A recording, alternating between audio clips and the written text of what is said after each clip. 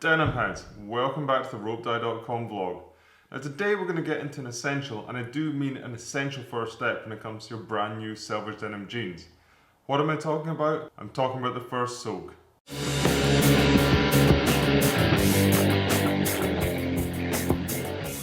Now, this is going to come with really quite a lot of disagreement from the raw denim community at large. But 99% of the hardcore denim heads I know insist that this is an essential in not only the fading process, but also ensuring your jeans are going to last like a good long time. Now, at this point, I will add that this only applies to sanforized denim. Unsanforized denim needs to be soaked. There's just no two ways about it. For a full rundown about sanforized versus unsanforized, head over to the vlog I did on that a while back. But hang out here for a while until I finish this video. The soaking process applies to both types of denim anyway, so stick around. So first of all, the arguments against soaking. There are generally two different arguments against soaking, so in no particular order, let's get into them. First up, it makes the fabric too soft for getting those crisp, defined fades that we all strive for. This is bullshit. Yes, one of the main reasons to soak denim is to remove a lot of the starch and other nasty chemicals that are added to the cotton during the weaving and sanforization process. But this in no way makes the denim limp and soft. Indeed, you might find that the jeans feel they're even more crispy when you dry them after the soak. Your whiskers, your honeycombs, your stacks are going to set in whether you soak or not. It's simply the way the fabric fits the movement of the body. The effect of the starch will be so minimal to your fade setting in, but it's going to be detrimental to the health of the cotton fibers and therefore the longevity of your beloved project jeans. Argument number 2. It removed too much indigo, and the indigo in the water will bleed into the core of the fibers and your fades will be unspectacular and lackluster. Now, this isn't bullshit, it's horseshit. Just briefly, a note on how and why jeans fade. Basically, indigo is not actually all that good of a dye stuff if you look at it from a point of view of making a white cotton thing blue. It doesn't penetrate the fibers all that well and it rubs off. You see, when the cotton yarn is dyed with indigo, it's dipped in a vat of indigo numerous times. It's the outside of that yarn that picks up the blue colour, the inside remains white. The yarn is then woven into the denim and the denim made into jeans. With wear and tear, the colour on the outside of that yarn, it wears off and it reveals that white core, and that's what gives you your fades. Now, I plan to do a whole episode on this, so I won't go into too much detail here. The point is, it takes a lot of wear and a lot of tear to wear that indigo off, and that's why well-fitted jeans, they just take so much time. Any indigo that bleeds off in the water during the soak is it's like lying on the surface, and it's going to come off quickly enough in other more inconvenient places, such as your mum's white couch, your white trainers, or your car seats. And this brings us to the utterly ridiculous part, that this watery, weak indigo in the bathwater will bleed into that core of the yarn and it's going to dye it blue, so shock horror, no fades. Elephant shit. This yarn has been through a super concentrated indigo dye vats, normally over a dozen times. Indigo dye vats that look like this.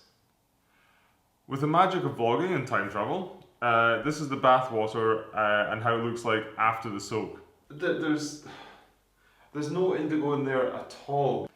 If this industrial strength, industrially processed indigo dyeing couldn't dye the core of that yarn, do you really think that this peely wily bath water is going to do anything?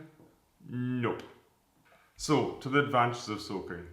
Well, they're basically just what I stated above.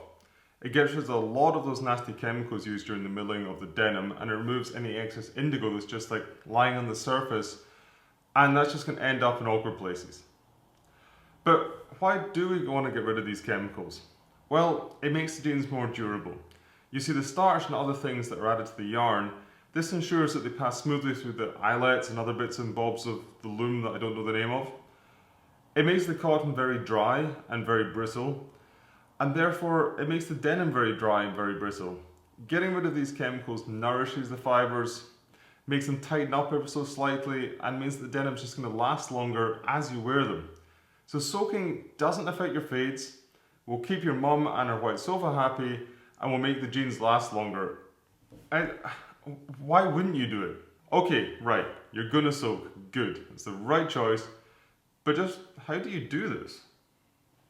Well, first we need a few things. We need glasses, lots of them.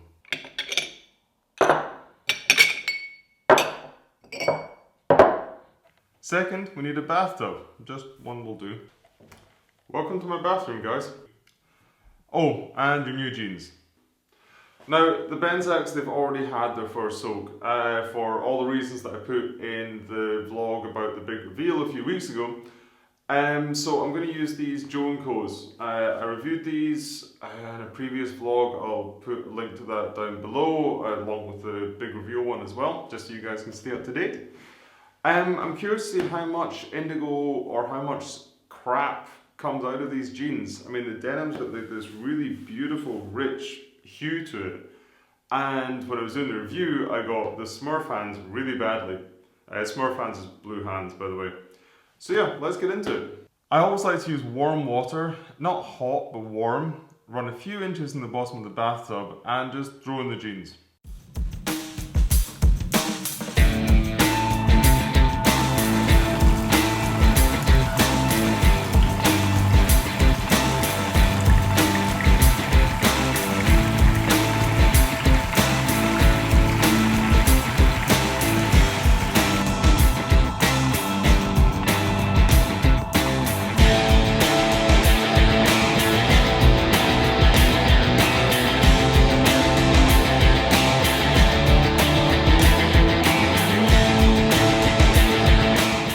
Make sure there's enough water so each and every part of the jeans gets covered.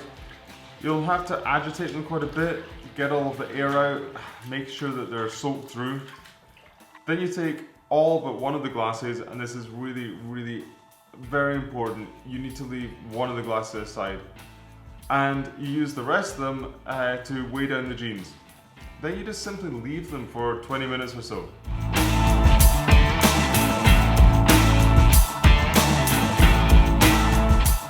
After 20 minutes, you come back, give them another good agitation and leave them for another 20 minutes.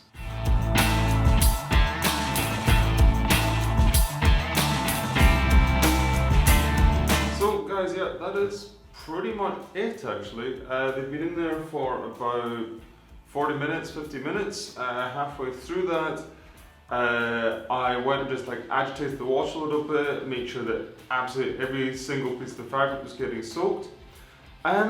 Yeah, as you can see there, can you see that? You'll see in a second.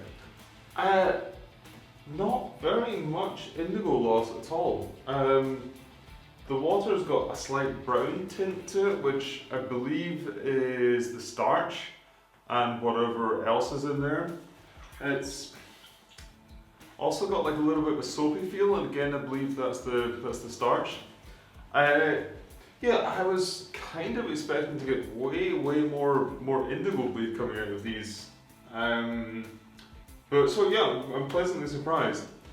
And yeah, like I was saying earlier, I mean, let's just take this. So, can you see the water there? Can you see it against the white wall? There's no indigo in there at all. The indigo is not going to bleed anywhere like into the fabric. You've not really lost any indigo at all. All you've done is take out the nasty crap, and you've allowed the fibers that make up each individual cotton thread, the yarn. You've allowed that to tighten up a little bit more, and this is going to really make a difference to the longevity of your jeans, like how long it's going to take before you get a blowout, or how long it's going to take before you start seeing a little bit of whiskering around about the creases and things like this. So it is really an important step. Now the next step in this important step, the next step in this process, is something that I find that a lot of people, they mess up a little bit. And that is hanging them out to dry in the right way that you've got to hang them out to dry. Basically, you don't want to just hang them over a radiator or something. For one thing, it's going to absolutely soak your radiator. You want to hang them up in a very, very well ventilated and warm room and allow them to dry as quickly as possible. Now, normally I would love to do this out in the fresh air, but it is February and it's in Berlin, which means that it's about -1 or so outside. It is freezing. So I'm going to have to do it in the bathroom. What I'm going to use, where are they? I had them a second ago. One moment. Huh? Still in focus? Yeah. Okay, what I'm going to use are these S-hooks, 2 of them. Now these you can pick up in IKEA for next to nothing. You get them in packs of 6 or 12 or something like that. And this is what I use for doing all my soaks and all the drying afterwards. It's also what I use to store my jeans as well. They're stainless steel, which means that when they're against the wet fabric, they're not going to have any rust on them. And they're just really, really practical. So yeah, go out and get some of these. It's a good investment. So yeah, first thing, you want to take all the glasses out. I've put these up here on the shelf, which you can't see. Okay, I put those up there on the shelf anyway, so just remind me when I lose them in a second. So yeah, take all the glasses out. Be careful not to break any of them.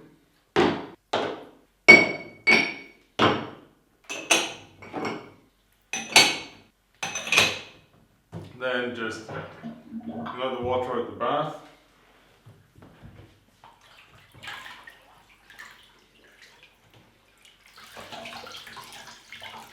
Well, it's actually quite interesting.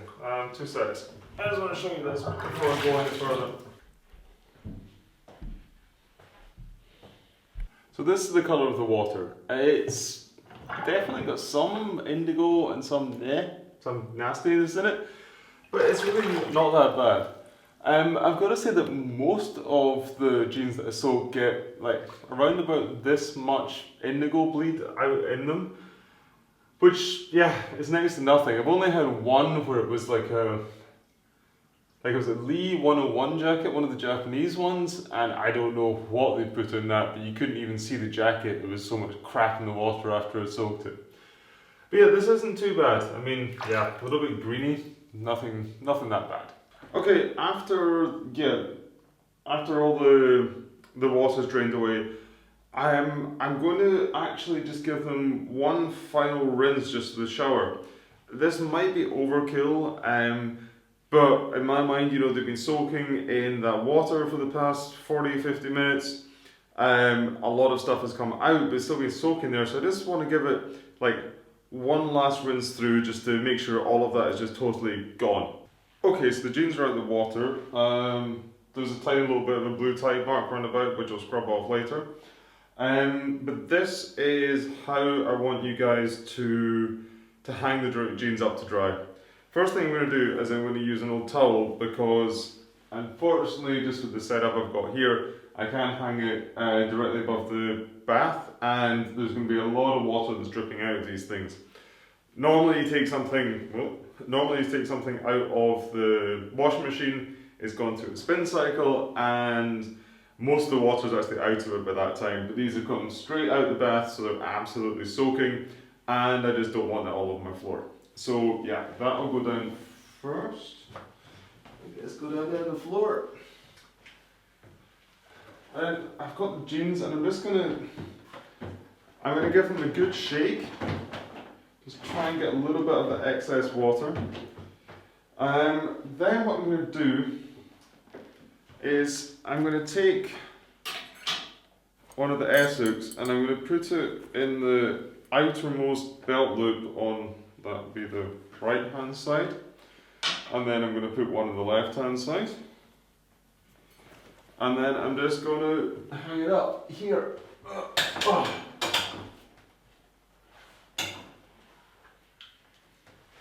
And yeah, this is the essential and important part. Okay, the fly is open, so it's getting air around there.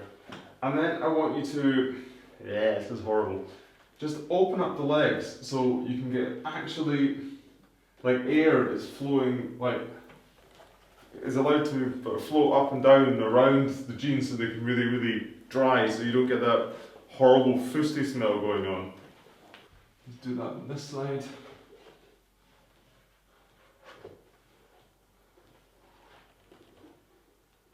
And then it's just a matter of waiting. Usually like 24 hours is good for them to dry fully.